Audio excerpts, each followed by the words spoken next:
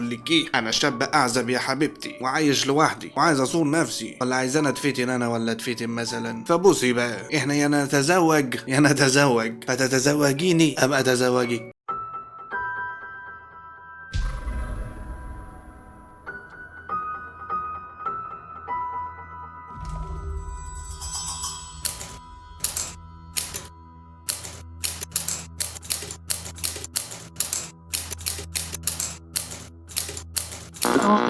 يلا بينا. صبا مساء خير عليك يا جدع. طبعا كان المفروض الفيديو ده ينزل من يومين ثلاثه، انت عارف انا عمال احرق وحركات يعني اقول لكم ليه في الاخر، بس المهم يعني حصل اللي انا قمت من النوم لقيت الهارد اتحرق. طبعا كتبت على الانستجرام وشكرا للعصابه طبعا اللي قالوه لي والكلام ده كله، بعيدا عن العيال الفاسيه اللي في النص اللي طلعوا لي كده، بس الحمد لله. فانا لسه ما اشتريتش هارد جديد، انا كل اللي عملته اللي انا غيرت المسارات وغيرت الحاجه وجبت هارد اكسترنال كده كان عندي، اشتغلت عليه دلوقتي وبحيث ان اللي بيتصور ينزل عليه لان مفيش مساحه لحد ما اشتري هارد جديد. يعني بعيدا بقى عن الافلام الابيض والاسود اللي احنا فيها دي، ولا ليه بعيدا، احنا فيها اصلا. عارف انت الفنان القدير يوسف وهبه، طبعا عارفه، بعد ما مات كده طلعت مذكرات وكان مكتوب بقى كلام في المذكرات بتاعته، الكلام ده اتكلم عنه كل الاعلام اللي في مصر وقالوا ان دي اول حادثه مثبته وغريبه. ليه مثبته؟ عشان خاطر يوسف وهبه كتب عنها، فاهم؟ انما لو كان مثلا ديبو طلع على عنها ولا حد تاني يقول لك لا غير مثبته، عديها. المهم النهارده بنتكلم عن بنت جميله جدا، جميله خالص، كان اسمها لطيفه. لطيفه دي اتولدت في حي شعبي من الاحياء اللي على قد حالها اللي في دمياط. الكلام ده كان سنه 1898. لطيفه كان ليها 4 اخوات وهي اكبرهم، ابوها كان راجل على باب الله يعني، وابوها كان شغال صياد سمك والحركات دي. ولما كبرت لطيفه طبيعي هيودوها المدرسه على اساس ان هي تتعلم وتكبر وتساعد اهلها بقى بعد كده. وفعلا دخلت المدرسه وفضلت في الدراسه لحد ما وصلت سنه 4 ابتدائي. وقتها كان ابوها مديون اكتر واكتر عن الاول، وطبعا الديون كل ما تكتر كل ما الناس تطلب فلوسها، وبما انه راجل على قد حاله فكان عمال ياخر اكتر واكتر في الديون اللي عليه. 4 عيال وخامسهم لطيفه، اكلهم منين؟ وطبعا الاب من كتر غلبه اتكلم مع الام نعمل ايه بقى في اللي احنا فيه ده، فابتدوا يشوفوا ازاي هيقللوا من مصاريفهم. فلقوا ان في مصاريف تعليم وفي مصاريف بيت. مصاريف البيت مهمه، مصاريف التعليم بالنسبه لهم في الوقت ده كانت صعبه، والطبيعي ان الاب كان عايز برضه حد من الاولاد يبتدي يساعده في مصاريف البيت وفي الديون اللي عليه. فالام قالت له خلاص انا فهمتك، خلينا نروح للطيفه اتكلم معاها وافهمها الدنيا ماشيه ازاي. رغم ان لطيفه صغيره بس كانت اكبر اخواتها فمفيش غيرها يتكلموا معاها. ولطيفه كانت من النوع اللي بيحب التعليم وبيحب المذاكره وبيحب الحاجات دي، او زي ما كانوا بيقولوا زمان بتحب العالم يا ولا، يا برميل الثقافه يا جرده للتعليم والتربيه. المهم لطيفه اتفاجئت ان امها بتقول لها مفيش مدرسه من بكره وهتنزلي الشغل مع ابوكي عشان تساعدي في مصاريف البيت. وطبعا ما كانش قدام لطيفه غير ان هي تسمع الكلام وتعمل اللي بيتقال لها. وفعلا بدات تتعايش مع الوضع وبدات تنزل تشتغل وتنزل السوق وتجيب الطلبات وتعمل كل شيء. ولطيفه من صغرها والدور اللي خدته ولا الدور اللي لبسته في حياتها كان اكبر من سنها. بنت المفروض صغيره في 4 ابتدائي يعني لسه اترمى عليها مسؤوليه كبيره جدا، لحد ما في يوم من الايام قابلت اصحابها اللي كانوا معاها في المدرسه فبدأوا يسالوا انت بتجيش ليه، وهي قالت لهم معلش عندنا ظروف، وحكت لهم كل حاجه وان الظروف الماديه مش قد كده ولازم نتعايش يعني. وبعد كده طلبت من اصحابها طلب لهم بعد اذنكم انا عايزه كل الكتب اللي انتوا بتخلصوها واللي فاضيه فيكم تقدر تجي لي تذاكر لي شويه اتمنى، وانا برضو من الوقت للتاني لو اقدر اجي لكم بيوتكم هاجي لكم تذاكروا لي شويه، منها انتوا تستفادوا ومنها انا استفيد. ومن هنا الحماس رجع للطيفه تاني وبدات ان هي تعلم نفسها بنفسها. والموضوع اتطور معاها ان هي بدات تجيب الجرايد وتقراها وتفهم عن السياسه وتفهم عن الاخبار بتاعه البلد، الاقتصاد بقى والحاجات دي، تجيب المجلات وتعرف عن الفنانين وعن عيشتهم. وعدت الايام ولطيفه بدات تكبر لحد ما جالها فرصه ان هي تسافر لخالها في القاهره تعيش معاه. طبعا الاهل قالوا شويه ايه مصاريف هتقل، في نفس الوقت هتشتغل في القاهره وتبعت لنا فلوس كتير والموضوع يبقى احلى بكتير. وفعلا وافق. وفعلا تاني يوم كانت لطيفه بتجمع هدومها وبتجمع شنطتها يعني، وودعوها اهلها تاني يوم وركبت الاتوبيس وراحت اكبر مدينه في مصر كلها بالنسبه للناس يعني القاهره. فسافرت من دمياط راحت القاهره لحد ما وصلت بيت خالها. تيك تيك تيك فتحت لها مرات خالها. مرات خالها اول ما شافتها قرفت لما تكون ما كانتش عارفه ان هي جايه او اتصدمت ان هي شافتها. ليه بقى مرات خالها كانت متضايقه؟ عشان خاطر هم عيشتهم افقر من عيشه ابوها وامها اصلا، فاللي هو انت احنا ناقصينك، احنا عايشين بالعافيه، انت جايه تزودي علينا يعني، انت مش لطيفه خالص. المهم مرات خالتها نورتينا يا حبيبتي، اتفضلي يا حبيبتي اتفضلي يا ماما. طبعا طبعا لطيفه لما دخلت اتفاجئت ان البيت صغير جدا، وكمان عايش فيه مع خالها ومراته 11 طفل، يعني 11 طفل والام والاب ولطيفه. وطبيعي ان في اقل من لحظه عرفت ان حاله خالها الماديه يعني اقل من حالتهم اصلا. فلطيفه بقت حاطه في دماغها ان هي مش عايزه تطول عند خالها وتلاقي شغل بسرعه وتعيش في سكن خاص بيها. ومع الايام كل ما تعدي مرات خالها كان صوتها بيعلى اكتر وتسمعها ان هي مش مبسوطه ان هي هنا وان هي عليهم وان هي زياده. طبعا لطيفه مش عارفه تعمل ايه، فغصب عنها بتسمع الكلام وتكتم. ولطيفه بدات تزود الموضوع وتنزل تدور على اي حاجه بقى، محلات، اسواق، اي حاجه، المهم ان هي تلاقي شغل وخلاص. وكانت ترجع البيت تكنس وتمسح وتنظف البيت وتعمل كل حاجه عشان مرات خالها تحس ان لا الموضوع لطيف برضه، على الاقل بتعمل بلقمتها. واليأس مسك لطيفه بزياده، ان هي كانت عامله حسابها انها تسافر بقى القاهره بلد الفرص بقى ولا مدينه الفرص، وهتبعت لاهلها فلوس وكده. فلقيت نفسها بقت حمل تقيل على خالها كمان. فبدات جوه نفسها تقول انا قدامي يومين 3 كده هقعد ادور فيهم على شغل، لقيت حاجه عدله اهلا وسهلا، ما لقيتش اي شغل عدل، ما لقيتش اي حاجه اعملها، هرجع دمياط تاني احسن على اللي اعيش في وسط اهلي. عدى اليوم الاول، عدى اليوم التاني، جت في اليوم التالت مرات خالها كانت طالبه منها طلبات تنزل تجيبها من السوق. فلطيفه خدت الورقه بتاعت الطلبات ونزلت عشان تجيب الحاجه. وفي وسط السوق لقيت في ورق متعلق، ورق اللي هو الاعلانات، مكتوب فيه كلام شدها شويه. اللي كان مكتوب في الاعلان ان مطلوب وجوه جديده اللي هم يعملوا اديشن يعني او كاستنج او حاجه زي كده عشان مسرحيه جديده، وان الراتب مناسب وكويس. هي سمعت الجملتين دول في الاعلان او قريتهم يعني، قامت واخده بعضها وطالعه على المسرح على طول، ولا جابت طلبات ولا جابت اي حاجه. ووقتها عرفت ان المسرحيه دي اللي هيعملها الفنان عزيز عيد، وده كان اسم كبير وقتها يعني. فلما بالذات نفسه يطلب وجوه يبقى اكيد مصلحه كبيره. وفعلا وصلت المسرح وطلبت ان هي تعمل الاوديشن او تعمل تجارب الاداء، ودخلت جربت. بس الغريب ان الكل ما فرقش معاها تمثيلها وفرق معاها جمالها. والمخرج قال لها وقتها انك تنفعي في دور البطوله كمان، وقام واقف فوق المسرح وقال شطبنا يا اخوانا خلاص لقينا البطله. بعدها قالوا لطيفه مبروك انت اتقبلتي معانا خلاص، واتفقوا معاها على السكومانس. وهي كده اتبسطت جدا لما في راتب هيجي لها. وفي الوقت ده ما كانتش تتوقع ان هي تاخد اي راتب بالشكل ده اصلا. ورجعت البيت بتاع خالها وهي مبسوطه جدا. قابلت طبعا مرات خالها في وشها، انت يخرب بيتك ولا ما عندك حد دلوقتي في البيت يعني بوتيكوست والحركات دي. هي طبعا ما عملتش نفسها سامعاها، وقامت راح لخالها على طول قالت له عايزاك. خدت خالها وبدات تحكي له اللي حصل معاها. فخاله انا شفت وظيفه وكذا كذا والمرتب كذا والدنيا تمام وهنشتغل بقى وكده بقى. طبعا خالها لما سمع الراتب وسمع الكلام ده قال بس احنا كده عدينا الفقر. وفعلا بدات لطيفه في شغلها. كان في مسرحيه اسمها علي بابا، كانت مع الممثل حسين عصر. ووقتها الاداء بتاعها او تمثيلها كان مرضي جدا بالنسبه للناس، خصوصا ان هي مبتدئه ودي اول حاجه ليها وتعمل الشكل ده من غير ما تدرس تمثيل. فكانت حاجه مبهره بالنسبه للناس يعني. وبسبب المسرحيه دي المنتجين، الممثلين، كل الناس بدات تعجب بيها. وبدا المخرجين ياخدوا رقمها، الممثلين ياخدوا رقمها. ومن هنا بدات تشتغل بقى كومبارس في اماكن تانية وفي حاجات تانية. بس نطت لادوار البطوله بسرعه. ولطيفه كانت كل لما تاخد مرتب من شغلها كانت بتقسمه على 3، تلت ليها وتلت لخالها وتلت لابوها. وخالها كان كويس يعني وكان بيقول لها لا انا مش عايز، بس هي كانت بتديهم له رد جميل على ان هي عاشت معاه وان هم استحملوها وكل الكلام ده. وفجاه لطيفه راحت لخالها وقالت له بص بقى سكه ودور، انا هقول لك على كل حاجه. انا اشتريت شقه جديده وفي الفتره الجايه هنقل فيها، وانا والله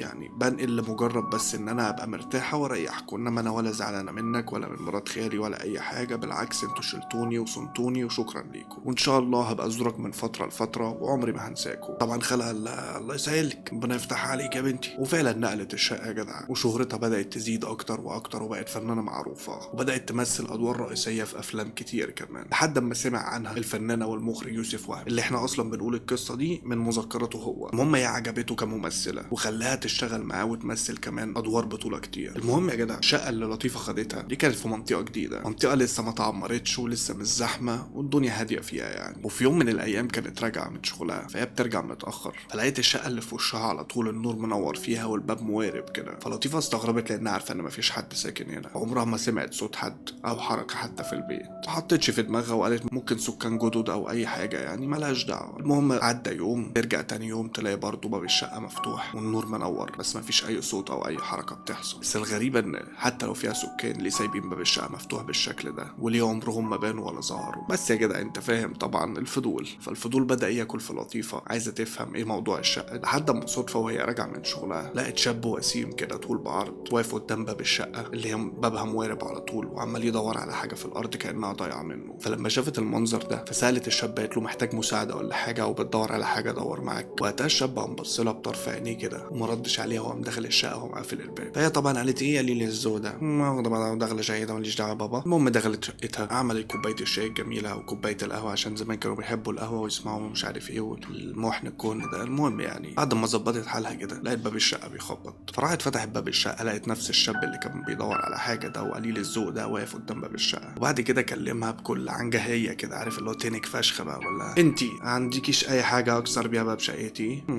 لازم يبقى عارفه، لازم يبقى عامل كده. كنت بعمل حاجه وخرجت من غير قصدي والباب اتقفل، فانا عايز حاجه اكسر بيها الباب لو سمحتي. معلقش لو سمحتي بس عشان انا ذوق فطلعت مني. يا ديبو يا ذوق يا جامد انت. المهم هي سابته ودخلت جابت له بتاع حديد كده كبيره مع تك مكسر الباب وقام راجع مديها البتاع وقام قايل لها شكرا. ده نازل وقال لها شكرا. المهم يا جدع من اليوم ده وبدات تشوفه كلمه منها كلمه منه، غمزه منها غمزه منه، شكه منه شكه منها، سكالات حبيبي على مش عليك يا زميلي يا ما شافيه. المهم بقى في كلام ما بينهم يعني. ففي يوم من الايام لطيفه متسالاه كده وقالت له انا بس في حاجه كده واكله فضولي وعايز اسال عنها. قال لها طبعا اتفضلي. قالت له هو انت ليه انسان ليلي يعني؟ ليه دايما النشاط والحركه بتاعتك بتبقى بالليل بس؟ طبعا ضحكت تعالي عارف انت بقى الحركات دي. لا يا بنتي اصل انا دكتور وطول الوقت عندي عمليات وعندي مستشفيات وعندي مرضى، فبرجع البيت متاخر عشان خاطر انا ببقى ممنون مع المرضى بتاعي. المهم يا جدع مع الكلام الكتير مع بعض لطيفه بدات تحس ان هي ايه الواد ده مز وكويس،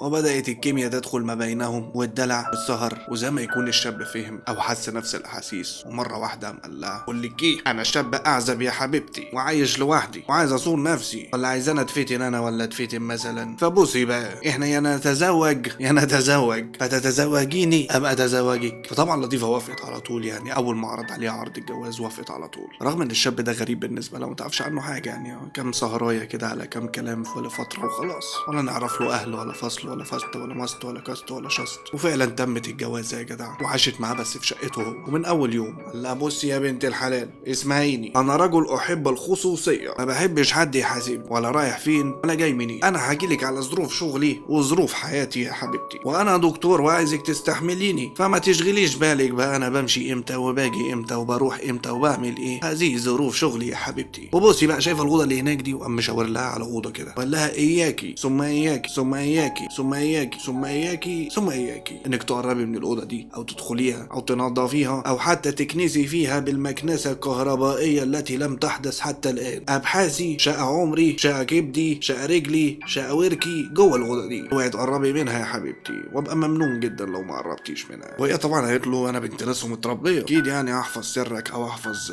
خصوصيتك واكيد مش هضايقك يعني. المهم يا جدع بعد فتره من جوازهم، فتره شويه صغيره كده، بدات لطيفه تاخد بالها ان هو لا ده بيغيب بفترات طويله جدا، ممكن تشوفه ساعه ويغيب عنها لبقيه اليوم، فاللي هو ايه بقى. وفضلت في الموضوع ده فتره طويله ان هي فعلا ما بتشوفوش، بس الطبيعي كزوجه يعني بدات تحس ان لا كده مش هينفع كده الموضوع زاد. وقالت لنفسها ان انا ما كنتش متوقعه ان الفترات اللي هيتكلم عنها دي ان هي انا اشوفه ساعه في اليوم. المشكله بقى يا جدع ان هي كانت متضايقه من كده، الموضوع اتطور وبدا يغيب بالاسابيع كمان، وفجاه يجي يقعد معاها يوم وفجاه يختفي اسابيع. وكان كل مره يقول لها يا حبيبتي اصل انا عندي مؤتمر مهم جدا في بلاد الخليج، ومره تانية يقول لها يا حبيبتي اصل هم نقلوني محافظه تانية عشان خاطر كفاءتي المهنيه، مره تالتة انا عندي عمليه جراحيه ومش فاضيلك. اعذار بقى يا جدع، اعذار تبريرات. فطبعا هي بدات ان لا كده في حاجه غلط، بس موضوعها ما كانش فيها اي ردة فعل لان هي كمان مشغوله بالتمثيل ومشغوله بشغلها. لحد ما لطيفه حست بقى ان في حاجه غلط لما غاب شهر بحاله وازيد كمان. بعد كده دخلنا في الشهر التاني وازيد كمان. بعد كده جه الشهر التالت وهو لسه ما ظهرش برضه. ولطيفه بقى من جواها قالت لا كده الموضوع بوخ قوي، 3 شهور كده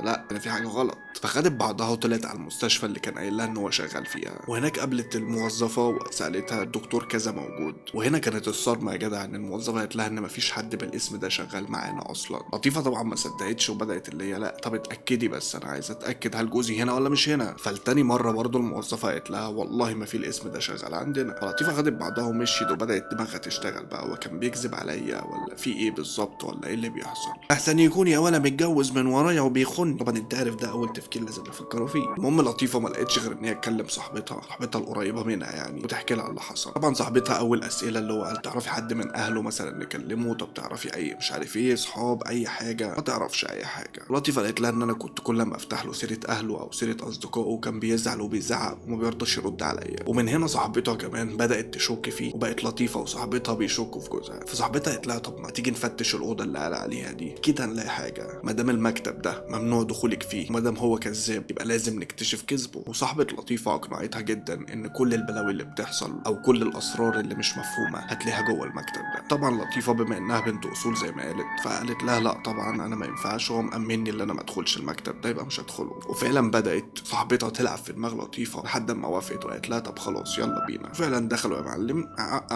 كسروا المكتب، دخلوا جوه فتشوا المكتب كله، مفيش اي حاجه، اوراق عاديه، حاجات عاديه، كتب، مش عارف ايه، لحد ما صدفه لطيفه لقت درج مخفي على المكتب بتاعه معمول بقفل كبير او مقفول بقفل كبير. ومن هنا الفار بدأ يلعب في حاجات مش تمام خالص، يعني حاجات كده ما ينفعش نقول عليها عيب. بس طبعا الفار ما طولش، كانوا راحوا جابوا الزراديه اصلا وكسروا القفل، فتحوا الدرج يا جدع. وهنا المفاجاه والصدمه، لقوا ورقه. والله العظيم زي ما بقول لك لقوا ورقه، بس الورقه دي كان مكتوب فيها كلام بالعكس، الحروف كلها مكتوبه بالعكس، وكلام غريب وكلام مشفر كده، في رسومات، في دواير، في مثلثات، في ارقام. وهنا بداوا يحتاروا انهم مش فاهمين ايه اللي بيحصل والورقه دي ايه اللي مكتوب فيها. وساعتها صاحبه لطيفه قالت لها اعتقد ان اللي مكتوب ده سحر، اللي مكتوب ده طلاسم. لطيفه اول ما سمعت كلمه سحر وطلاسم خافت من الورقه وحدفتها، فلاحظت ان الدرج لسه فيه ورقه كمان. صاحبتها خدت الورقه فلقيت الورقه دي مكتوب فيها اسماء، فبتقول لها انت تعرفي حد من الاسماء دي؟ لطيفه مسكت الورقه وبدات تقرا الاسماء، لقيتها اسماء بنات عاديه وكل اسم جنبه عنوان وجنبه رقم وحاجات غريبه كده. ولطيفه عماله تقرا في اسامي البنات بالترتيب، فجاه لقيت اسمها مكتوب وعنوانها ورقم كده غريب. ومن هنا صاحبتها قالت لها احنا لازم نروح لشيخ ونوري له الورقه دي عشان نفهم اللي بيحصل. وفعلا خدوا بعضهم وراحوا لشيخ وقالوا له يا شيخ حصل 1 2 3 ولقينا الورقه دي وعايزين نفهم الورقه دي. وعايز اقول لك يا جدع الشيخ مسك الورقه، كان اسمه الشيخ الديبو. اول ما مسك الورقه وشه اصفر واحمر واخضر واشفر واتحر والجر والمر والسر والضر، وبدا يزعق فيهم ويقول لهم انتوا جبتوا الورقه دي منين؟ انتوا ازاي وصلتوا الورقه زي دي؟ فطبعا لطيفه وصاحبتها بداوا يتلبسوا اكتر بقى وبداوا يتجننوا من رده فعله، فقالوا له طب يعني فهمنا في ايه؟ قال لهم الورقه دي مش مكتوبه بايد بشريه، ده جن اللي كاتبها، وده معناه ان احتمال كبير يكون جوزك خاضع لشيطان او لجن وبيشتغل لحسابه، يا اما جوزك نفسه بيشتغل في الشعوذه وفي الدجل وفي السحر، وعشان كده زي ما حكيتيلي بيبقى دايما بره البيت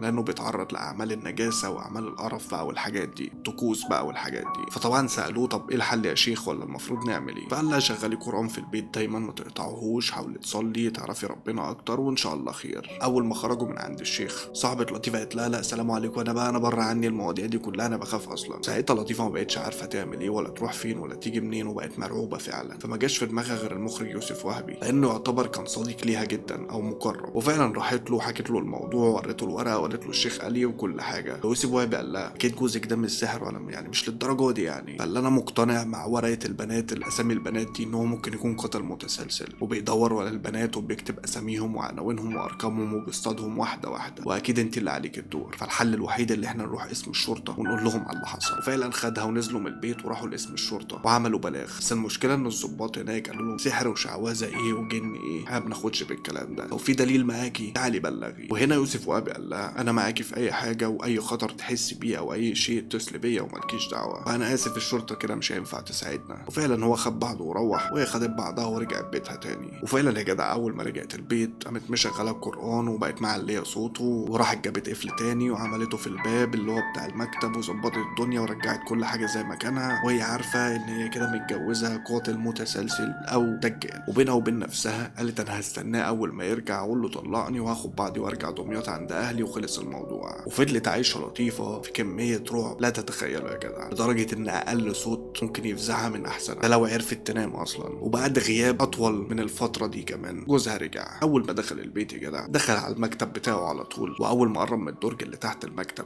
خد باله من اثار بقى ايه الخبط والرزع والزراديه والحاجات دي، ففهم ان هي فتشت في الاوضه واكيد كشفت السر بتاعه. وقتها كانت لطيفه في اوضتها نايمه كده نومها خفيف وهي اصلا قاعده مرعوبه. وفعلا اول ما دخل اوضه النوم لقى لطيفه متمفزوعه من على السرير وبصت له، قامت جري على الشريط بتاع القران وقامت مشغله القران على طول. والاغرب يا جدع ان اول ما شغلت القران جوزها بدا يصرخ ويمسك راسه ويدبدب في الارض، وبدا يجري في الشقه زي المجنون ويرزع دماغه في الحيطه. في اللحظه دي جريت على التليفون واتصلت بالشرطه وبلغت بسرعه. وفعلا الشرطه جت، واول ما الشرطه جت قعدت تصرخ وتقول لهم انا مش قلت لكم ان انا اتجوزت جن؟ ده جن، ده عفريت، ده ساحر، ده مش بني ادم طبيعي. طبعا الشرطه برضو ما صدقتها صدقهاش وقالوا لها استهدي بالله، ده اثار الصدمه ليس الا، كل حاجه تمام ودينا ماسكينه. ولطيفه بقت حالتها النفسيه تحت الصفر لحد ما الشرطه ردت عليها وقالت لها يا حاجه ده تخاريف، جوزك راجل مختل وكان عنده جرائم قتل قبل كده وهربان منها، ده غير ان هو هربان من مستشفى الامراض العقليه والنفسيه اصلا بقى. ولطيفه بقت حالتها النفسيه نوعا ما بدات تتحسن ورجعت شقتها وكانت عايشه فيها، وفجاه ظهر عليها الحمل.